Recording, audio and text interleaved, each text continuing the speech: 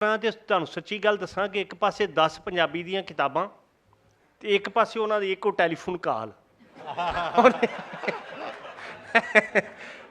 ਤੇ ਇਹਨਾਂ ਉਹ ਕਿਸੇ ਇੰਟਰਵਿਊ ਦੇ ਵਿੱਚ ਕਿਹਾ ਕਿ ਜੀ ਉਹ ਸਾਡੀ ਜ਼ੁਬਾਨ ਜੋ ਜੰਗ ਲਈ ਹੈ। ਮੈਂ ਇਹ ਕਹਿੰਦਾ, ਮੈਂ ਯਕੀਨ ਜਾਣੋ ਬੜੇ ਦੋਸਤਾਂ ਨਾਲ ਕਹਿ ਚੁੱਕਿਆ। ਮਲਕ ਮੇਹਰ ਅਲੀ ਸਾਡੇ ਇਸਲਾਮਾਬਾਦ ਦੋਸਤ ਨੇ, ਉਹ ਬਹੁਤ ਅੱਛੇ ਪੰਜਾਬੀ ਦੇ ਕਹਾਣੀਕਾਰ ਨੇ।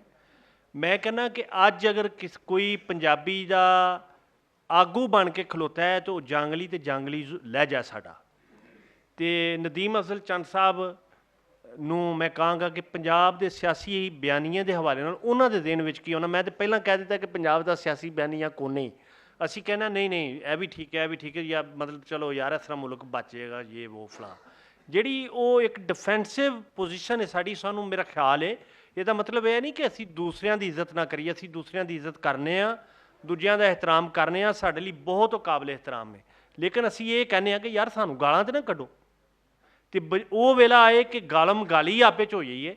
ਮੇਰਾ ਖਿਆਲ ਹੈ ਕਿ ਇੱਕ ਬਾਹਮੀ ਤੌਰ 'ਤੇ ਇਹਤਰਾਮ ਕਰਕੇ ਅੱਗੇ ਵਧਣ ਦੀ ਲੋੜ ਹੈ। ਜੀ ਨਦੀਮ ਅਫਜ਼ਲ ਚੰਦ ਸਾਹਿਬ। देखो जी, पंजाब का सियासी बयानिया है या पंजाब, क्योंकि यकीनन वड़ाइच साहब ठीक आख्या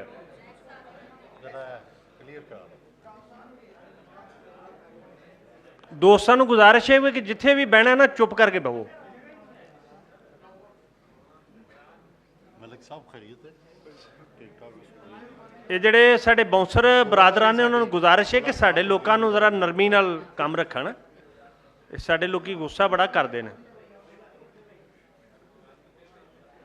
चलो तुसीं कदी इंतजामिया चुप कर जाओ ना तो बंदियां तो आप भी बह जाना सी। ते बाउंसर किहड़े कल्चर का हिस्सा है पंजाबी? वेखो ना तुसीं साडे पंजाबियां दी 2 नंबरी वेखो, पर तुसीं कोई खिलारना है तो अपनी कोई डांग दे के खिलारो।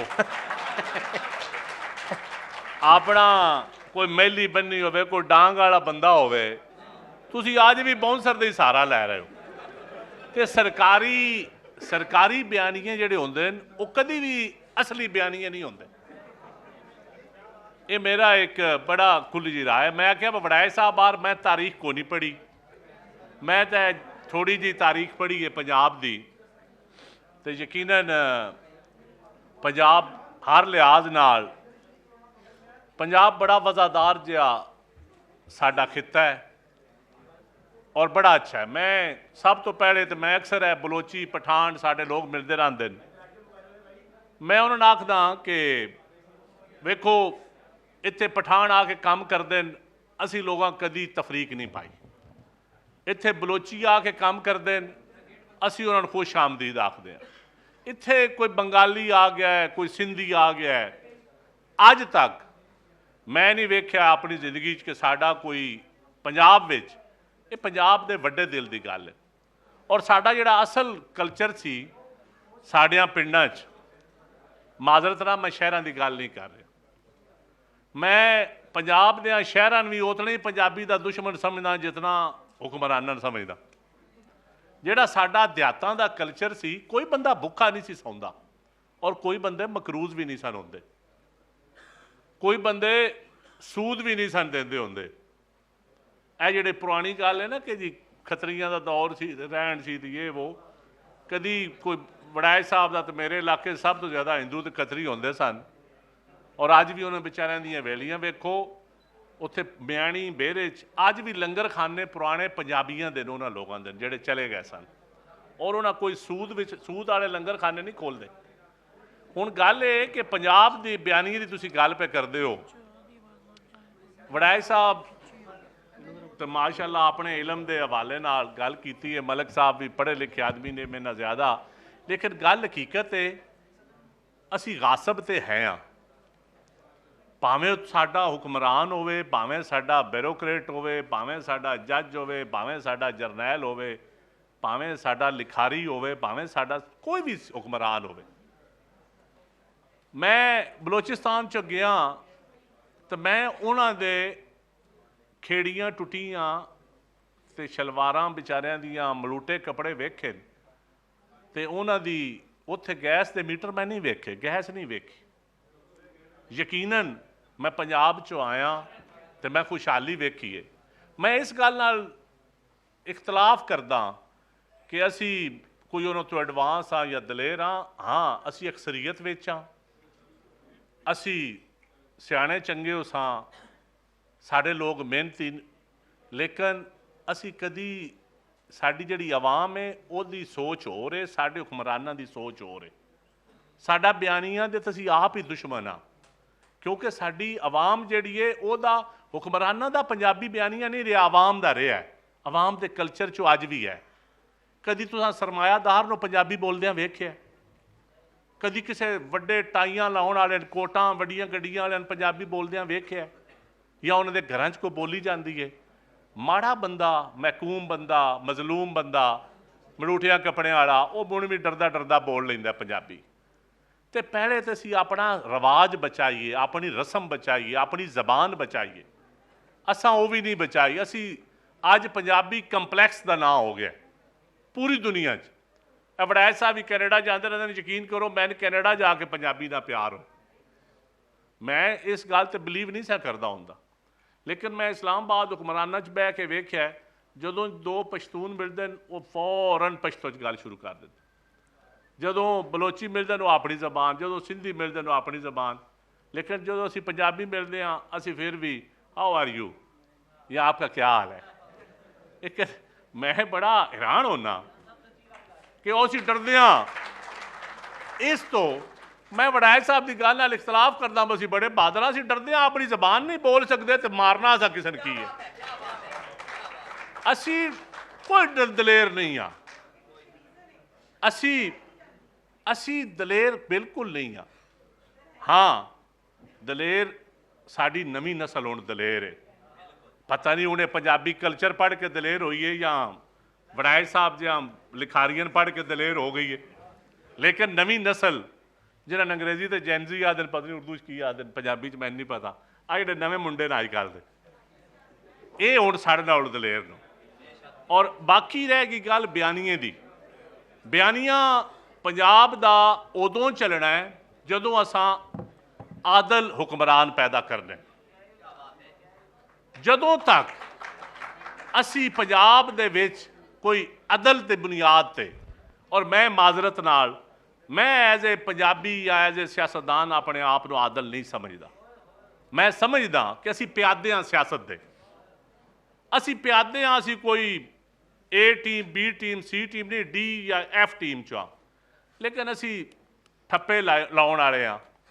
ਔਰ ਮੈਂ ਕਹਾਂਗਾ ਮੈਂ ਬੜਾ ਦਲੇਰ ਹਾਂ ਜੀ, ਮੈਂ ਬੜੀ ਸੱਚੀ ਗੱਲ ਕਰ ਲੈਂਦਾ, ਹਾਲਾਂਕਿ ਮੈਂ 90% ਨਾਲੋਂ ਕਰ ਲੈਂਦਾ ਸੱਚੀ ਗੱਲ, ਲੇਕਿਨ ਮੈਂ ਹੁਣ ਵੀ ਸਮਝਦਾ ਕਿ ਮੈਂ ਦਰਬਾਰੀ ਹਾਂ।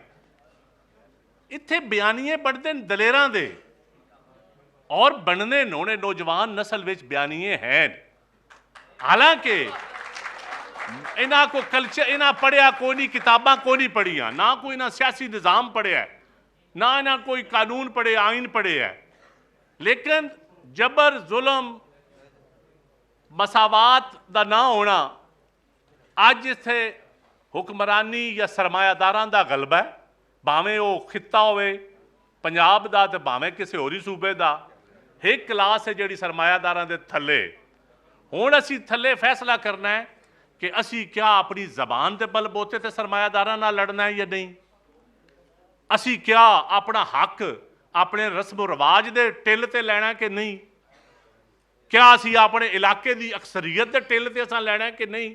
ਮੈਂ ਸਮਝਦਾ ਸਾਡੇ ਪੰਜਾਬੀਆਂ ਦਾ ਫਰਜ਼ ਸਭ ਤੋਂ ਜ਼ਿਆਦਾ ਹੈ, ਕਿਉਂਕਿ ਅਸੀਂ ਇਸ ਮੁਲਕ ਨੂੰ ਬਚਾਉਣਾ ਅਸਾਂ, ਮੁਲਕ ਦੀ ਅਕਸਰੀਅਤ ਅਸੀਂ ਹਾਂ। ਅਕਸਰੀਅਤ ਹੁਕਮਰਾਨੀ 'ਚ ਵੀ ਸਾਡਾ ਹਿੱਸਾ ਹੈ, ਤੇ ਮੈਂ ਸਮਝਦਾ ਸਾਡਾ ਬਿਆਨੀਆਂ ਇਸ ਮੁਲਕ ਨੂੰ ਬਚਾਉਣਾ ਜਾਂ ਮਜ਼ਲੂਮਾਂ ਦੇ ਵਾਸਤੇ ਖਲੋਣਾ, ਇਹ ਵੀ ਪੰਜਾਬ ਦਾ ਹੀ ਹੱਕ ਬਣਦਾ। ਔਰ ਯਕੀਨ ਜਾਣੋ, ਇਸ ਨੂੰ ਤੁਸੀਂ ਸਿਆਸੀ ਬਿਆਨੀਆਂ ਦਾ ਨਾਂ ਦੇ ਲਓ, ਇਸ ਨੂੰ ਸਾਡਾ ਰਿਵਾਜ ਕਹਿ ਲਓ। ਔਰ ਮੈਂ ਜਿਹੜਾ ਪਿਛਲਾ ਇਲੈਕਸ਼ਨ ਗੁਜ਼ਰਿਆ ਹੈ, ਮੈਂ ਆਪ ਵੀ ਕੈਂਡੀਡੇਟ ਸਾਂ, ਮੈਂ ਤਾਂ ਸੱਚੀ ਗੱਲ ਇਸ ਇਲੈਕਸ਼ਨ 'ਚੋਂ ਪੰਜਾਬੀਆਂ ਨੂੰ ਵੇਖਿਆ, ਪੰਜਾਬੀ ਵਾਕਈ ਬੜੇ ਨੌਜਵਾਨ ਨਸਲ ਦਲੇਰ ਹੈ। ਔਰ ਮੈਂ ਪੋਲਿੰਗ ਤੇ ਜਦੋਂ ਗਿਆ ਨਾ, ਮੈਂ ਵੜੈਚ ਸਾਹਿਬ ਦਾ ਮੇਰਾ ਇਲਾਕਾ ਇੱਕ ਹੈ, ਯਕੀਨ ਕਰੋ ਬੱਚੀਆਂ ਤੇ ਬੱਚੇ ਉਹ ਮੇਰੇ ਲੋ ਵੇਖ ਕੇ ਹੱਸਦੇ ਵੀ ਆਣ ਤੇ ਨਾਲ ਇੰਝ ਵੀ ਕਰਦੇ ਆਣ, ਅੱਖਾਂ ਨਾਲ ਇਸ਼ਾਰੇ ਕਰਦੇ ਆਣ।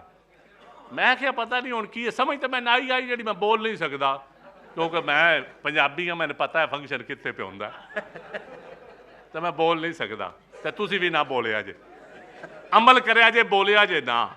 ਬੋਲਣਾ ਕੰਮ ਇਰਾਂਦਾ ਹੈ, ਤੁਹਾਡਾ ਮੇਰਾ ਘੱਟ ਹੀ ਹੈ, ਮੇਰਾ ਤਾਂ ਥੋੜਾ ਜਿਹਾ ਹੈ, ਤੁਹਾਡਾ ਨਹੀਂ। ਗੱਲ ਇਹ ਕਿ ਅਸੀਂ ਯਕੀਨ ਕਰੋ ਐਜ਼ ਏ ਪੰਜਾਬੀ ਮੈਨੂੰ ਫਖਰ ਹੋਇਆ, ਮੈਂ ਇਮਰਾਨ ਖਾਨ ਦੀ ਕਾਬੀਨਾ 'ਚ ਵੀ ਰਿਹਾ ਨਾ ਜੀ, ਮੈਂ ਪਠਾਣਾ ਨੂੰ ਵੀ ਉੱਥੇ ਵੇਖਿਆ। ਮੈਂ ਤੁਹਾਨੂੰ ਇੱਕ ਗੱਲ ਸੁਣਾਵਾਂ, ਹੁਣ ਮੇਰੀ ਗੱਲ ਸੁਣ ਕੇ ਫਿਰ ਤੁਸੀਂ ਮੈਨੂੰ ਆਖਣਾ ਮੇਰੀ ਗੱਲ ਪੂਰੀ ਹੋ ਲੈਣ, ਮੇਰੀ ਗੱਲ ਤਾਂ ਸੁਣੋ ਹੁਣ।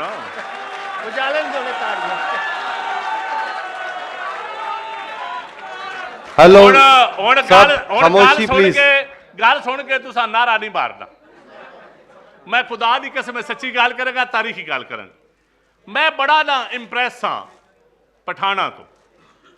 ਇਹ ਮੈਂ ਸਪੀਕਰ ਲਾਈਵ ਗੱਲ ਕਰ ਰਿਹਾ, ਇਮਰਾਨ ਖਾਨ ਦੀ ਕਾਬੀਨਾ 'ਚ ਜਦੋਂ ਵੀ ਰਾਏ ਕੋਈ ਦੇਵੀ ਦੀ ਸੀ ਨਾ, ਅੱਛਾ ਮੇਰੇ ਜ਼ਿਹਨ 'ਚ ਇਹ ਸੀ ਕਿ ਪਠਾਨ ਜਿਹੜੇ ਨੇ ਅਕਸਰੀਅਤ ਹੁਕਮਰਾਨ ਪਖਤੂਨ ਦੀ, ਮੈਂ ਆਮ ਪਖਤੂਨ ਦੀ ਗੱਲ ਨਹੀਂ ਕਰ ਰਿਹਾ, ਮੈਂ ਜਿਹੜੇ ਸਿਆਸੀ ਸਨ, ਮੇਰੇ ਖਿਆਲ ਸੇ ਤੇ ਬੜੀ ਸੱਚੀ ਖੋਲ ਕੇ ਬੜੀ ਬਲੰਟ ਗੱਲ ਕਰਦੇ ਨੇ, ਬੜੇ ਤਕੜੇ ਨੇ, ਬੜੀ ਖੋਲ ਕੇ ਗੱਲ ਕਰਦੇ ਨੇ। ਯਕੀਨ ਕਰੋ ਜਦੋਂ ਕਾਬੀਨਾ 'ਚ ਬੈਠੇ ਸਨ ਕਈ ਫੈਸਲੇ ਆਉਣੇ, ਮਲਕ ਸਾਹਿਬ ਨੂੰ ਪਤਾ, ਵੜਾਏ ਸਾਹਿਬ ਨੂੰ ਪਤਾ, ਉੱਥੇ ਬੋਲਣਾ ਬੜਾ ਔਖਾ ਹੁੰਦਾ ਹੈ ਹੁਕਮਰਾਨਾਂ ਕੋਲ, ਕੋਈ ਵੀ ਹੁਕਮਰਾਨ ਹੋਵੇ। ਤੇ ਮੈਂ ਜਿੱਥੇ ਮਾਲਤ ਵੇਖੀ ਤੇ ਮੈਂ ਉਹਨਾਂ ਪਠਾਣਾ ਨੇ ਗੱਲ ਸੁਣਾਈ, ਮੈਂ ਕਿਹਾ ਯਾਰ ਤੁਹਾਡੇ ਤੋਂ ਵੱਡਾ ਤਾਂ ਮੈਂ ਪਾਲਿਸ਼ੀਆ ਕੋਈ ਨਹੀਂ ਵੇਖਿਆ। ਮੈਂ ਆਖਿਆ ਮੈਂ ਪੰਜਾਬੀ ਹਾਂ, ਮੈਂ ਆਖਿਆ ਮੈਂ ਉਹਨਾਂ ਪਖਤੂਨਾ, ਮੈਂ ਤੇ ਪਖਤੂਨ ਤੇ ਬਲੋਚ ਬੜਾ ਦਲੇਰ ਸਮਝਿਆ ਸੀ, 2-3 ਬਲੋਚ ਵੀ ਸਨ। ਫਿਰ ਮੈਨੂੰ ਇਹ ਪਤਾ ਲੱਗਾ ਕਿ ਜਿਸ ਟਾਈਮ ਇੱਕ ਕਲਾਸ ਤੋਂ ਉੱਤੇ ਜਾਂਦੇ ਨੇ, ਉੱਥੇ ਇਹ ਥੱਲੇ ਆਵਾਮ ਨੂੰ ਨਾਰੇ ਕਿ ਮੈਂ ਪੰਜਾਬੀ ਦਲੇਰ ਹਾਂ, ਮੈਂ ਪਖਤੂਨ ਦਲੇਰ ਹਾਂ, ਮੈਂ ਸਾਰੇ, ਉੱਤੇ ਜਾ ਕੇ ਨਾ ਸਾਰਿਆਂ ਦੀ ਗ੍ਰੇਡ 21 ਤੋਂ ਉੱਤੇ ਇਹਨਾਂ ਦਾ ਗ੍ਰੇਡ 1 ਹੋ ਜਾਂਦਾ ਹੈ। ਉੱਤੇ ਹੁਕਮਰਾਨਾਂ ਦੇ ਦਰਬਾਰ 'ਚੋਂ ਇਹ ਸਾਰਿਆਂ ਦਾ ਗ੍ਰੇਡ 1 ਹੁੰਦਾ ਹੈ। ਇਹ ਤੁਹਾਡੀ ਆਵਾਮ ਵਾਸਤੇ ਇਹ ਗੱਲਾਂ ਨੇ। ਮੈਂ ਜਿਤਨਾ ਦਰਬਾਰੀ ਸਿਆਸਤਦਾਨ ਉੱਥੇ ਬਲੋਚੀ ਵੇਖਿਆ ਨਾ ਇਕਤਦਾਰ ਦੇ ਈਵਾਨਾਂ 'ਚ, ਜਾਂ ਜਿਤਨਾ ਮੈਂ ਪਖਤੂਨ ਵੇਖਿਆ ਦਰਬਾਰੀ ਕਿ ਮਜ਼ਹਬ ਦੇ ਟੱਚ ਤੇ ਸ਼ੁਰੂ ਹੋ ਜਾਣਾ, ਰਿਆਸਤ ਮਦੀਨਾ ਸ਼ੁਰੂ ਹੋ ਜਾਣਾ, ਉਹ ਮੈਂ ਆਖਣਾ ਖੁਦਾ ਦਿਆਂ ਬੰਦਿਓ, ਗੱਲ ਹੋ ਰਹੀ ਹੈ ਪੰਜਾਬ ਦੀ ਹੁਕਮਰਾਨੀ ਦੇ ਤਰਜ਼ ਤੇ, ਗੱਲ ਹੋ ਰਹੀ ਹੈ ਪਾਣੀ ਤੇ, ਗੱਲ ਹੋ ਰਹੀ ਹੈ ਆਬਾਦੀ ਤੇ, ਤੁਸੀਂ ਉਹ ਰਿਆਸਤ ਮਦੀਨਾ ਨੂੰ ਖਿੱਚ ਕੇ ਲਿਆਉਂਦੇ ਹੋ। ਔਰ ਇਹ ਇਨਸਾਨ ਦੇ ਅੰਦਰ ਦਾ ਬਰੀਡ ਜਾਂ ਕਲਚਰ ਹੁੰਦਾ ਹੈ, ਜਾਂ ਇਲਾਕਾਈ ਹੁੰਦੀ, ਜਾਂ ਅੱਲਾ ਦੀ ਕੋਈ ਰਹਿਮਤ ਹੁੰਦੀ ਹੈ। ਇਸ ਤੋਂ ਇਹ ਸੋਚ ਛੱਡ ਦਿਓ ਕਿ ਇੱਕ ਕੋਈ ਮਿਸਾਲ ਹੈ, ਪੰਜਾਬ 'ਚ ਵੀ ਬੜੇ ਤਕੜੇ ਬੜਾ ਬਿਆਨੀਆਂ ਸਾਡਾ ਚੱਲਿਆ ਹੈ। ਔਰ ਮੈਂ ਅੱਜ ਵੀ ਇਸ ਗੱਲ ਤੇ ਕਾਇਮ ਹਾਂ ਕਿ ਇਹ ਹੁਣ ਵੀ ਪਾਕਿਸਤਾਨ ਨੂੰ ਬਚਾਉਣਾ ਪੰਜਾਬ ਨੇ, ਲੇਕਿਨ ਅਸੀਂ ਸਾਰਿਆਂ ਜਿੱਕਣ ਸਾਡਾ ਅੱਗੇ ਖੁੱਲਾ ਦਿਲ ਹੈ। ਅੱਜ ਵੀ ਯਕੀਨ ਕਰੋ ਪੰਜਾਬੀਆਂ ਨੂੰ ਮਾਰਿਆ ਜਾਂਦਾ ਨਾ ਵਿਚਾਰਿਆਂ ਨੂੰ, ਲੇਕਿਨ ਸਾਡੇ ਕੋਲ ਕੋਈ ਰਿਐਕਸ਼ਨ ਨਹੀਂ ਹੁੰਦਾ। ਇਹੀ ਸਾਡਾ ਵੱਡਾ ਪਨ ਹੈ, ਔਰ ਅਸਾਂ ਫਿਰ ਵੀ ਇਸੇ ਵੱਡੇ ਪਨ ਦਾ ਮੁਜ਼ਾਹਰਾ ਕਰਨਾ ਹੈ, ਕਿਉਂਕਿ ਅਗਰ ਇਹ ਪਾਕਿਸਤਾਨ ਬਚਾਉਣਾ ਹੈ ਤੇ ਇਹਦਾ ਪਹਿਲਾ ਫਰਜ਼ ਵੀ ਪੰਜਾਬੀਆਂ ਦਾ ਹੈ। ਤੇ ਬਾਕੀ ਜਿਹੜਾ ਉਹ ਗੱਲ ਕਰਦੇ ਨਾ ਕਿ ਪੰਜਾਬੀ ਖਾ ਗਿਆ, ਇਹ ਹੋ ਗਿਆ, ਐਡੇ ਕੂੜੇ ਉਹ ਵੀ ਨਹੀਂ ਜਿਹੜੇ ਸਾਡੇ ਤਕੜੇ ਰਹਿਣ ਨਾ। ਗੱਲ ਇਹ ਕਿ ਮਲਕ ਅਹਿਮਦ ਖਾਨ ਤੇ ਮੈਂ, ਸਾਡੇ ਦਾਦਿਆਂ ਪੜਦਾਦਿਆਂ ਦੀਆਂ ਜ਼ਮੀਨਾਂ ਦੇ ਟਿੱਲਾਂ ਤੇ ਅਸੀਂ ਤਕੜੇ ਨਹੀਂ ਹੋਏ। ਵੜਾਏ ਸਾਹਿਬ ਨੂੰ ਵੀ ਪਤਾ ਹੈ ਉਸ ਕਲਚਰ ਦਾ। ਜਿਹੜੇ ਅੱਜ ਹੁਕਮਰਾਨਾਂ ਦਾ ਤਰਜ਼ ਜਿਹੜਾ ਅੱਜ ਦੌਰ ਓਵਰਆਲ ਆ ਗਿਆ, ਇਹਨਾਂ ਦਾ ਕੋਈ ਜ਼ਬਾਨਾਂ ਨਾਲ, ਪੰਜਾਬੀਆਂ ਨਾਲ, ਇਹਨਾਂ ਚੀਜ਼ਾਂ ਨਾਲ ਤਲਕ ਨਹੀਂ। ਸਰਮਾਇਆਦਾਰਾਂ ਦਾ ਇੱਕ ਵੱਖਰਾ ਮਜ਼ਹਬ ਹੈ, ਭਾਵੇਂ ਉਹ ਪੰਜਾਬੀ ਹੈ, ਭਾਵੇਂ ਉਹ ਪਖਤੂਨ ਹੈ, ਭਾਵੇਂ ਉਹ ਕੋਈ ਹੈ, ਭਾਵੇਂ ਉਹ ਬਿਊਰੋਕਰੇਟ ਹੈ, ਭਾਵੇਂ ਉਹ ਜਰਨੈਲ ਹੈ। ਤੇ ਲਿਹਾਜ਼ਾ ਸਰਮਾਇਆਦਾਰਾਂ ਦੇ ਖਿਲਾਫ ਜਹਾਦ ਵੀ ਅੱਗੇ ਵੀ ਪੰਜਾਬ ਨੇ ਪਹਿਲੇ ਕੀਤਾ ਹੈ, ਮੈਂ ਇਹਨਾਂ ਨਾਲ ਬਿਲਕੁਲ ਇਤਫਾਕ ਕਰਦਾ, ਅੱਗੋਂ ਵੀ ਸਾਡੇ ਬਿਆਨੀਆਂ ਨੇ ਉਸ ਦੇ ਖਿਲਾਫ ਜਹਾਦ ਕਰਨਾ ਇਨਸ਼ਾਅੱਲਾ ਹੋਏਗਾ। ਬਹੁਤ ਸ਼ੁਕਰੀਆ।